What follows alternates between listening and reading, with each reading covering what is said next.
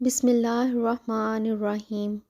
لا الہ الا اللہ وحدہ لا شریک لہ احد صمد لم یلد ولم یولد ولم یکن لہ کفوا احد۔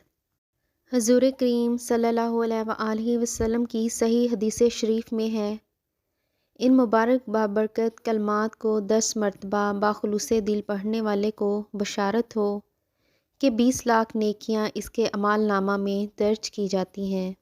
ہم کتنے خوش نصیب ہیں کہ اللہ تعالیٰ نے ہمیں مسلمان پیدا کیا اور ایسے ایسے بابرکت کلمات عطا کیے کہ جن کو پڑھنے سے بے شمار نیکیاں ملتی ہیں اور بے شمار گناہ معاف کر دیے جاتے ہیں، اور دنیا آخرت میں بے شمار فوائد و فضائل حاصل ہوتے ہیں۔ سبحان اللہ۔ اگر آپ میرے اسلامک چینل کو پسند کرتے ہیں تو میرے چینل کو سبسکرائب کریں، لائک کریں اور بیل آئیکن کے بٹن کو پریس کریں۔ جزاک اللہ خیر۔